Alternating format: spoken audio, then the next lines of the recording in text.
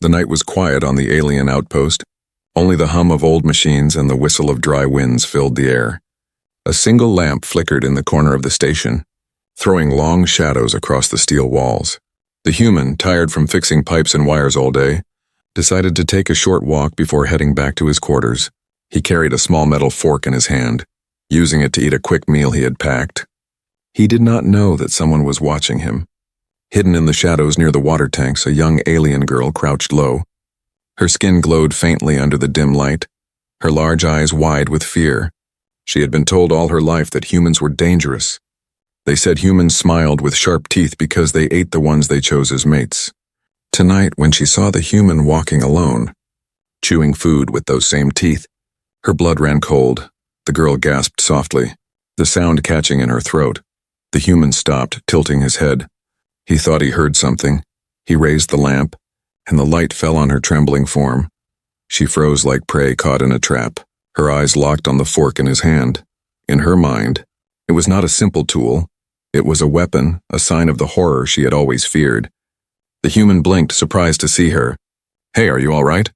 he asked gently. His voice was calm, low, almost friendly, but the girl only heard the growl of a predator in her ears. Her heart pounded so fast she thought it might burst. She stumbled forward, then suddenly dropped to her knees, her hands pressed together as if in prayer. "Please," she cried in her own tongue, though her words were broken. "Do not eat me, I will not fight. I beg you." The human's eyes widened in shock. He stepped back confused. "Eat you? What are you talking about?" he whispered, but the girl only lowered her head more, shaking violently. In her culture, stories of humans were filled with terror. The elders told the young that when a human smiled, it was a warning, and when a human touched you, it meant you were chosen to be devoured. Now, faced with a human carrying a fork and smiling without knowing, she believed her final moment had come. The human lowered the lamp slowly. He crouched down to her level, trying not to scare her. "I am not going to hurt you," he said. "I am not going to eat you." His words were kind, but his teeth flashed again when he spoke. The girl flinched, covering her face with her arms. The silence in the outpost grew heavy. The machines hummed like distant drums. The human realized this was no ordinary fear. This was something deeper, a belief carved into her very bones. He could see it in her trembling hands, her tear-streaked cheeks. She truly believed he was a monster. For a moment, he wondered if walking away would be kinder. But something stopped him. He had seen fear before, on battlefields, in dark alleys, in his own reflection after nights of survival. But this was different. This was the fear of someone innocent, someone who did not understand. He placed the fork down on the ground, slowly pushing it away from himself. The girl peeked through her fingers, her breath shaky. Her eyes followed the fork, then darted back to his face. She expected him to lunge at her any second. Instead, the human opened his hands and spread them wide, showing he carried no weapon. "Look," he said softly. "Empty, see? No danger," but the girl shook her head, whispering to herself, "It is a trick. He wants me calm before he eats me. He wants me to trust him." Her whole body shivered as if the night itself had turned to ice. The human sighed. His chest tightened with a strange mix of pity and frustration. He wanted to explain, but how could he fight against years of stories and lies? He stayed still, letting her see that he would not move closer. He hoped his patience would break through where words could not. Minutes passed like hours. The girl's tears fell onto the dusty floor. At last she dared to lift her eyes again. The human had not moved. His fork still lay on the ground. His hands were still open. His face looked tired, but not cruel. And yet the doubt burned inside her. What if this was only the beginning of the human ritual? What if this was how they chose their mates, making them kneel, beg, and surrender before the final act? Her lips trembled as she spoke. "If you must, take me now. Please make it quick." The human's heart sank at her words. He understood then just how deep the fear ran in her world. He whispered, almost to himself, "What have they told you about us?" The girl shivered, unable to answer.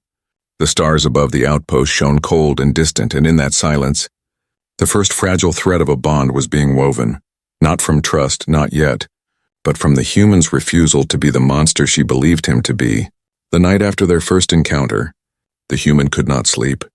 The image of the alien girl on her knees, begging not to be eaten, haunted him. He turned on his side, staring at the small lamp in his quarters. His mind kept asking the same question. Why did she believe such a terrible thing about humans? At the same time, across the outpost, the alien girl sat curled in the corner of a small hut. Her people surrounded her, whispering urgently. They had seen her return shaken and pale, and they demanded answers. "Did he choose you?" one elder asked in a trembling voice. The girl lowered her head and whispered. Yes, he smiled with his teeth. He held the eating tool. He came close. Gasps spread through the room. The tribe had always told stories about humans. They believed that when a human smiled, it meant death. And when a human showed their fork or knife, it meant the chosen one would be taken as a mate. Now they were sure. The girl had been marked. The whispers grew louder. Fear spread like fire in dry grass. Some of the younger ones pressed their backs against the wall, staring toward the human's quarters as if the monster might burst out at any moment. The elders spoke in low voices, arguing what to do. Some said the girl should run away before it was too late. Others said resisting a human only brought more suffering. The girl wept quietly. Her thin hands shook as she pressed them to her face. "He did not hurt me," she said softly. He only spoke. He put his fork down. He even showed his hands. They were empty. But instead of calming them, her words made the tribe more afraid. "That is how they trick you," an older woman said, her voice bitter. "First they act gentle, then they wait, and when you finally believe them, they devour you whole." The girl shivered, her heart torn between what she had seen and what she had been taught. Meanwhile, the human sat outside the next morning. Eating breakfast alone, he noticed the stairs.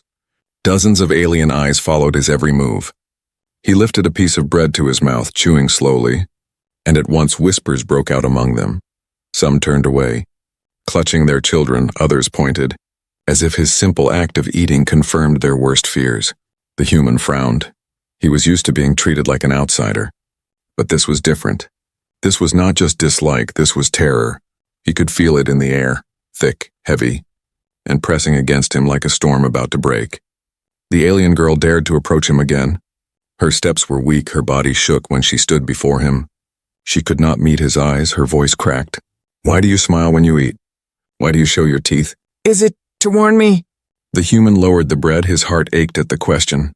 He wanted to laugh, but he could not, because her trembling face told him this was no joke. "No," he said gently. "Humans smile to show kindness. Not danger. When we eat, it is only food, not people," but his words only confused her. She stepped back, whispering, "The elders say it is a lie. They say humans always lie before they take their prey." Tears welled in her eyes, and she almost fell to the ground again. Others gathered around, their voices sharp. "Go back, girl. He has tricked you. Do not let him near you. He will take you tonight," another cried. "Why is he here at all? We should drive him away before it is too late." The human stood slowly. Trying to remain calm, he held his hands open to show he carried nothing. But the movement only made the crowd flinch. Parents pulled their children behind them, and the whispers turned into shouts. "Monster," one elder spat. "We know what you are. You smile because you are hungry." The human clenched his jaw. He felt anger rise inside him, but he swallowed it. Anger would only make their fear worse. Instead, he said quietly, "I am not your enemy. I will not harm her. I will not harm any of you." The alien girl looked at him then, really looked. Her heart raced as she remembered how he had placed his fork on the ground the night before. She remembered his hands empty and open. She remembered how long he stood still, patient, waiting for her to breathe. For a flicker of a moment, doubt broke through her fear. What if he was telling the truth? What if the stories were wrong? But when she glanced back at her people, their terrified faces crushed that thought. They could not all be wrong, could they? She fell to her knees again, sobbing. "Please, if you must take me, do it now, spare the others. Do not bring them pain." The human froze. His heart thundered in his chest. He wanted to shout that she was safe, that none of this was true, but the words stuck. Because he realized this was bigger than just her. This was an entire people drowning in lies, and he was only one man against all of it. The morning sun rose higher, but the air between them grew colder. Around him, the crowd tightened like a noose. The girl trembled, her voice breaking into the silence. "Please, please do not eat me." And for the first time, the human understood. This was not just fear. This was terror carved into their blood. And breaking it would take more than words. It would take something stronger, something that could not be denied. The human tried again and again to explain himself. He used simple words, slow hand gestures, even drew shapes in the dirt to show he was only a worker. Not a monster, but every time he tried, the alien girl only grew more confused and the crowd more restless. When he pointed to his food and then to himself, smiling gently, she gasped in horror. To her eyes, it looked like a ritual, a sign that he was preparing to eat her. The others whispered louder. It is true, he has chosen her. This is the beginning of the ceremony. The girl shook her head desperately, tears blurring her vision. She did not want to believe it. Yet the fear pressed her chest like a heavy stone. Why do you show me this? She cried. Why do you keep smiling with your teeth? Is it to remind me I cannot escape? The human lowered his hands, his shoulders heavy with frustration. He had never felt so powerless. He could fight machines, storms, even wild animals. But how could he fight fear that lived in their very blood? He thought of leaving, packing his things, and walking into the desert plains. But each time he looked at the trembling girl, something stopped him. She was so young, so fragile, and behind her fear, he could see a spark, a faint question. Like part of her wanted to believe him. If only she dared. That evening, he tried something different. He cooked a meal with fire outside the outpost, letting the smell drift across the camp. The aliens gathered at a distance, eyes wide with suspicion. The girl was pushed forward by her people, her knees weak. The human cut pieces of bread and fruit. He ate them slowly, showing it was only food, not flesh. He placed a piece on a clean cloth and slid it toward her. Eat, he said gently. Food, only food. The girl's hands trembled as she looked at it. The crowd murmured, it is bait if she eats. He will devour her after. The elders nodded in grim silence, believing the lie more than the truth before their eyes. With tears in her eyes, the girl whispered, Is this your way, human? You feed me before you take me? You want me to be calm, not fight back? Her lips quivered, but her stomach growled with hunger. She had not eaten well for days. The human's heart broke at her words. He shook his head firmly. No, he said. Not bait, not a trick. It is for you to live. Please eat. He pushed the cloth closer. At last, with shaking fingers, she picked up the bread and brought it to her lips. The crowd gasped. Some turned away in dread. Others whispered that this was the end. The girl took a tiny bite, then froze, waiting for the strike that never came. The human only sat there, calm, watching. His hands rested on his knees. He did not move an inch. She chewed slowly, tears running down her cheeks. It is only food, she whispered in shock. But before relief could grow, one of the young warriors shouted, Do not be fooled. This is his ritual. He waits until she eats. Then he will claim her fully. The crowd roared in agreement. Fear twisted every action into proof of the myth. The human stood, his patience snapping for a moment. Enough, he said, his voice louder than before. The sound made many flinch. The girl dropped the bread in terror. He realized his mistake instantly. He sighed and lowered his tone again. Please, I am not here to harm. I only wanted to share food, but the damage was done. The fear doubled. Some shouted for him to leave. Others demanded he be locked out of the settlement. The girl fell to the ground, clutching her head, torn between the kindness she tasted and the voices that told her it was all a trap. That night the girl could not sleep. She lay awake under the dim glow of the lamps. Her body remembered the taste of the bread, soft and warm. Her heart remembered the way he had stayed still. Patient, his eyes looked tired but not cruel, and yet her mind was filled with the words of her people. It is only the first step. Next he will take you, she whispered to herself. What if they are right? What if I am already caught? Her tears stained the blanket as she curled tighter. The human, too, lay awake, staring at the ceiling of his quarters. He thought of the fork, the fear, the bread, and the girl's trembling voice. He had hoped one act of kindness could break their belief, but it only deepened the misunderstanding. Now he knew the truth. This would not end easily. He clenched his fists. He had two choices. Leave them in their fear forever, or fight to show them the truth, even if it meant standing alone against the weight of their entire culture. He knew what he had to do, and far away in the silent huts, the elders whispered into the dark, Tomorrow we must decide. Either he takes her or he leaves us. The danger cannot stay any longer. The girl shivered as the words reached her ears. Her eyes widened in horror. Her fate was no longer in her hands. Soon, she would be forced to face the human once more. And she still did not know if he was the monster they feared, or the savior her heart secretly hoped he might be. The morning came heavy with silence. The human woke early, his mind restless. He felt the weight of many eyes on him as he stepped outside. The tribe gathered in a wide circle, their faces tense, their whispers sharp. Something was different today. The air itself seemed to hold its breath. The alien girl stood at the center, her head bowed. Her hands twisted together nervously. She looked smaller than ever, as if fear had stolen her strength. The elders stood behind her, their robes fluttering in the dry wind. One of them raised his staff and spoke with a booming voice. "The human has chosen, he has marked her. We all saw it, his teeth, his fork, his food. The signs are clear," the elder said. "But this cannot go on, we will not let our people suffer. Today we decide," the girl trembled. Her lips moved in a whisper only she could hear. "Please, let it not be today." Her chest rose and fell quickly, each breath sharp with dread. The human stepped forward, confusion flashing in his eyes. "What are you saying?" he demanded. His voice echoed against the stone walls of the outpost. "I have not chosen anyone. I am not here to harm. I am not here to claim her." But the crowd hissed. Some covered their children's ears, others shouted, "Lies, lies, lies." Their fear had grown into anger, and anger made them blind. The elder lifted his staff higher. "You have two paths, human. Either take her as your mate and leave us, or walk away from here and never return. There can be no third way. You cannot remain among us while our hearts live in terror." The words struck the girl like lightning. Her knees buckled, she almost fell. A quiet sob broke from her lips. She thought the moment had finally arrived. The human would choose her and the horror would begin. The human's heart thundered, his fist tightened.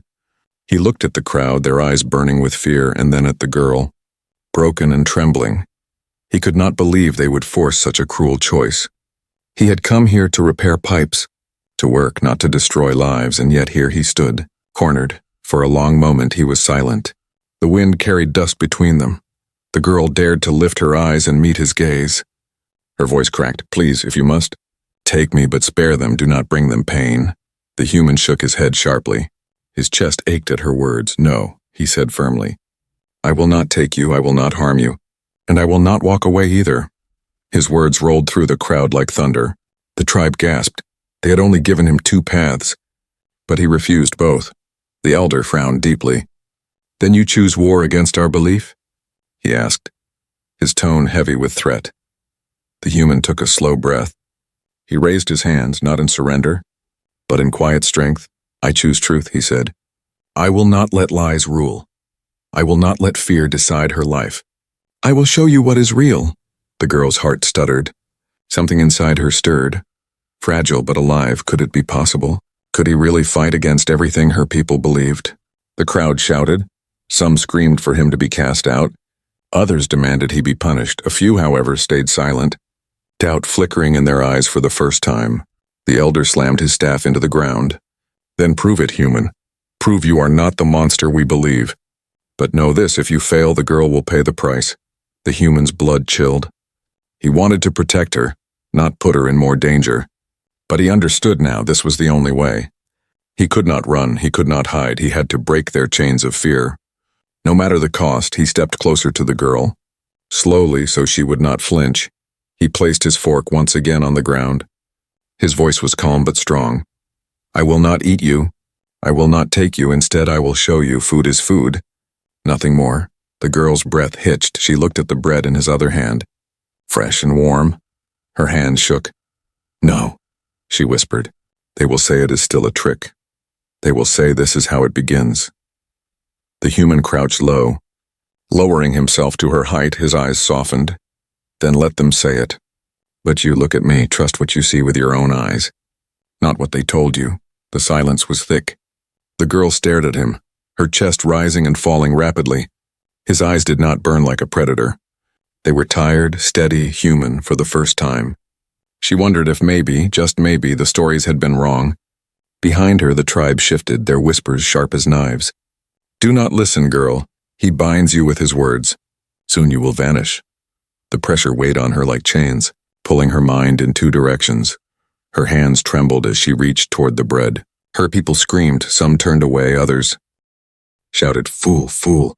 He has caught you." But she ignored them for the first time. She dared to trust what her heart whispered, not what her people feared. She took the bread, her body shaking. She raised it to her lips. Everyone held their breath. Her teeth sank into it slowly, and once again, nothing happened. The human only watched, his hands open, his face calm. The girl chewed, her tears falling silently. It was bread, only bread. Warm, soft, safe. The crowd was split. Some clung tighter to their fear, shouting, "It is a trick." Others fell silent, confusion breaking through their certainty. For the first time, cracks appeared in the wall of their belief. The human stood, his voice firm. "I will not take her, I will not harm her. I will not leave you instead. I will stay until you see the truth with your own eyes." The elder's face darkened, but his voice wavered. "Then you have made your choice, human, and soon all will see whether you are truth or death." The girl looked at him, her lips trembling. Her fear had not vanished, but something new shone in her eyes, a fragile hope. So small it could vanish with a single breath. But it was there, and for the first time, she dared to think. Maybe the human was not the monster she had believed. The night after the gathering was restless. The human sat alone near the small fire he had built. Staring at the flames, the bread lay untouched beside him, and the fork was buried in the dirt where he had left it. He knew the tribe still did not trust him. Their fear was thick, like smoke in the air, choking every word he spoke. Across the camp, the alien girl lay awake.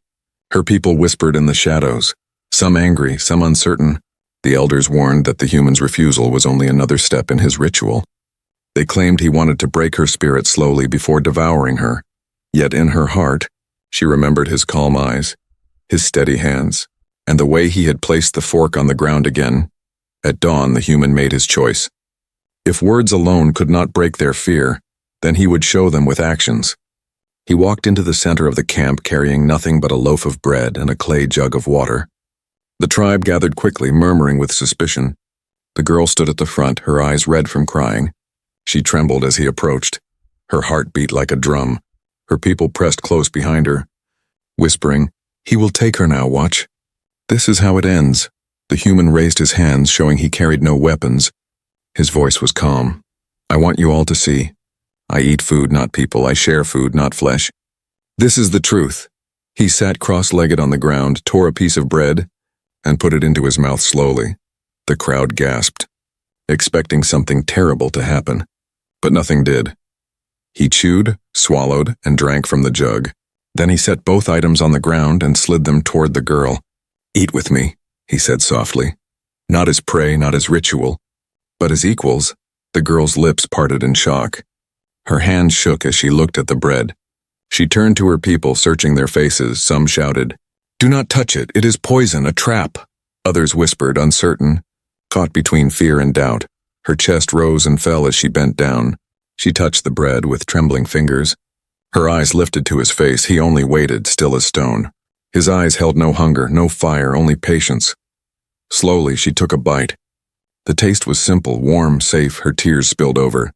It was the same as before, only food, nothing more. The crowd gasped again, expecting the human to strike, but he did not move. He simply tore another piece for himself and ate beside her. The silence stretched heavy and electric. The girl chewed and swallowed, then dared to take another bite. Her people stared, confusion twisting their faces. This was not the ritual they had been taught. This was something else, something they could not explain. One of the younger children stepped forward, eyes wide with curiosity. "If it is safe for her," the child whispered, "can I try?" The elders pulled him back sharply. "No," they barked. "It is a trick. You will vanish if you touch it," but the girl shook her head, her voice trembling yet strong. "No, it is real food. I am still here. He has not harmed me." She lifted the bread higher, showing them, "He eats as we eat. He does not devour. He does not take." The human's chest tightened with relief. For the first time, her words defended him. Even against her own people, he nodded once. Silent but grateful. Still not everyone was convinced. An elder's face twisted in anger. "Do not be fooled," he shouted. "This is how the trap closes. He waits until you trust him fully, and then he will strike." His staff slammed against the ground, echoing like thunder. The girl flinched, but she did not drop the bread this time. She held it tighter, her voice cracked. "If he meant to hurt me, he would have done it already. He had many chances." "But he did not," her people murmured. Torn between belief and doubt, the human took the jug of water, drank deeply, then set it in front of her. She lifted it carefully and drank as well. The cool water slid down her throat. Refreshing and real, nothing strange happened. She lived. The crowd grew restless, cracks spreading through their fear. Some clung to the old stories, others stared in silence, wondering if they had been wrong all along. The human spoke again, his voice steady. I came here to work. Not to take lives, I came here to fix pipes. Not to break hearts, you fear me because of stories. But I will show you every day until you believe. I am not the monster you think. The girl looked at him, her eyes shining with something new, something fragile but strong. It was trust, faint as dawn light, yet it was there. Her lips trembled as she whispered, maybe. Maybe you speak true, her people gasped. Some shouted angrily, but others fell silent. Doubt spread wider than before. The human stood, brushing dust from his hands. You do not have to trust me now. Not today, but watch me, see me, and in time, you will know. He turned and walked away slowly, leaving the bread and water with the girl. The elders fumed, whispering angrily, but deep inside, they too felt the cracks forming in their certainty. The girl clutched the bread close to her chest. Her tears fell softly, not from fear this time, but from the strange, gentle truth she had tasted that night. When the stars filled the sky, she whispered to herself, he could have devoured me. He could have taken me, but instead he shared with me. And for the first time, she closed her eyes and slept without trembling. The days passed slowly after the human shared bread and water with the alien girl. Some of the tribe grew quieter, their fear no longer as sharp as before. They had seen her eat, drink, and live. It was not what their elders had promised still. The old stories clung to their minds like chains. The human continued his work, repairing broken pipes, fixing wires, cleaning filters. He spoke little, but whenever he ate, he made sure to do it in front of them. Calmly, peacefully. The girl sometimes sat nearby, her eyes following every movement. Her fear had not vanished. But a fragile thread of trust grew stronger each day. But not everyone welcomed this change. Among the tribe was a young warrior named Koresh. His pride was sharp and his jealousy burned like fire. He had long wanted to be chosen as protector for the girl, to win her family's honor. Instead, she now looked at the human with cautious hope. And that was something Koresh could not accept. One evening, as the sun painted the sky in red and gold, Koresh stood before the tribe, his voice loud and full of fury. Do you not see? He shouted. This human is not your friend. He is breaking us apart. He has poisoned her mind. Soon he will poison all of you. The crowd stirred. Some nodded in fear. Others shook their heads in doubt. The elders looked uneasy. Their power rested on the old stories. And now those stories were trembling. Koresh saw their hesitation and pressed harder. I will end this tonight. I will save her from his lies. The girl's eyes widened in horror. No, she whispered. He has not harmed me. He has shown me kindness. But her voice was drowned by Koresh's anger. He grabbed his blade, its edge glinting under the fading sun. The human heard the commotion and stepped forward. His jaw tight, his eyes calm but firm. Stop this, he said, his voice carrying across the gathering. I do not want to fight, Koresh sneered. Of course you do not, Predator, because your prey is ready to believe you. But I will not let her be taken. Tonight your trick ends. With a roar, Koresh charged. The girl screamed. She rushed forward, throwing herself between them, her arms spread wide, her tears shining in the last light of day. No, Koresh, no, she cried. He is not what you think. He spared me. He fed me. He never once tried to harm me. The entire tribe froze. Silence gripped the air. Only the sound of her trembling voice remained. She turned to the others, her chest rising and falling with fierce desperation. All of you saw he could have taken me many times, but he did not. He waited. He showed patience. He shared food and water. That is not what a monster does. Koresh's blade hovered in the air, his hand shaking, his face twisted with rage. He tricked you, he spat. You are blind. He has already bound you. Do you not see it? But the girl shook her head, her tears falling freely. I see clearly for the first time, Koresh. I see his truth. And I see your fear. Her words cracked the air like lightning. The human stood still, his hands open. He did not move to defend himself. He knew that if he struck Koresh, it would only prove the tribe's fears. Instead, he placed his faith in her words. The crowd murmured. Fear and doubt clashed in their voices. Some whispered, she is bewitched. Others whispered, or maybe she is right. The elders' faces were pale, their authority slipping through their fingers. Koresh let out a furious cry and raised his blade higher. The girl did not move away. She stood firmly in front of the human, her voice breaking. "If you strike him, you strike me too. If you kill him, you kill me." Koresh froze, his chest heaved. The blade trembled in his hands. The tribe gasped for the first time. Their fear of the human was less than their fear of losing her. The human's voice was quiet, steady. "I will not fight you. Koresh, I will not harm anyone here.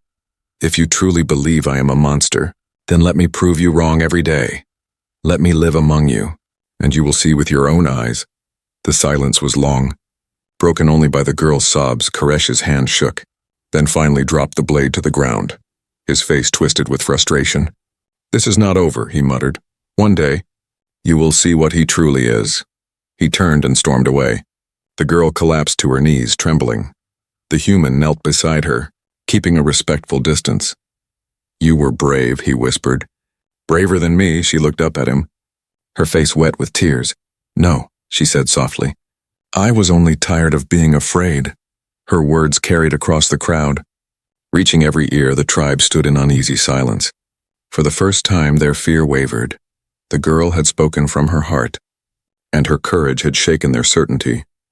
The elders exchanged worried glances. Their grip on the people was slipping. That night, the fire burned low. The girl sat quietly with the bread he had left her.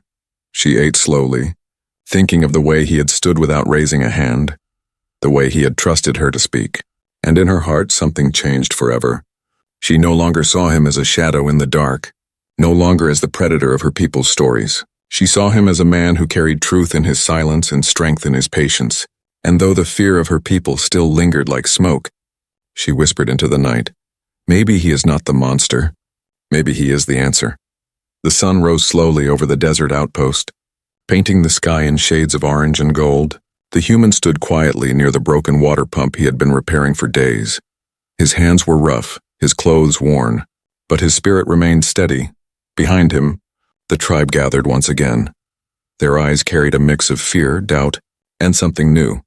Curiosity. The alien girl walked to his side, her steps no longer weak with terror. She still trembled at times, but now she stood taller. Her eyes were tired yet steady. She carried the bread he had given her the night before, a simple loaf, yet to her it had become proof that not every story was true. The elders stood at the front, their faces grim, their voices heavy with anger and desperation. "You have seen enough," one of them said. "The human deceives you, he clouds your minds. He feeds you lies so you forget what he is." The girl clutched the bread tighter, her voice cracked but did not break. "No," she said, "I have not forgotten. I remember every story you told me. I remember every night of fear. But I also remember what I have seen with my own eyes. He did not devour me, he did not take me. He shared food, he shared water. He spared me when he had every chance not to." The tribe stirred. Murmurs spread like wind through dry grass. Some nodded slowly, others shook their heads. The elders tried to speak again, but their words no longer carried the same weight. The human lifted his head, his voice calm. "You do not have to believe me now. You do not have to trust me today. But look at her, she is alive, she is safe. She is standing here not because of fear, but because of truth." The girl stepped closer to him. Her hands shook, but her voice grew stronger. "I am alive because he chose kindness, he chose patience. He chose to show me what no story ever did. He is not the monster you told me about. He is not the shadow in your tales. He is something different, something better." Gasps spread across the crowd. Her words cut through the chains of their belief. A young child pulled away from his mother and stepped forward. His small hands reached for the loaf of bread. The girl knelt and broke a piece, handing it to him. The child ate slowly, then smiled. The crowd fell silent. No one could deny what they saw. The human had not struck. The girl had not vanished, the child still lived. Koresh, the jealous warrior, pushed through the crowd, his eyes burning with frustration. "You are all blind," he shouted. "This is how he wins. He binds you with his tricks until you no longer fight back." He raised his blade again, but this time no one moved to support him. The tribe's eyes had changed. The elders shouted, "Stop him!" But their voices sounded weaker than before. The people hesitated, not out of fear of the human, but out of doubt in the elders. The girl stepped in front of the human once more, her voice fierce. If you strike him, you strike me. If you call him monster, then I am the same.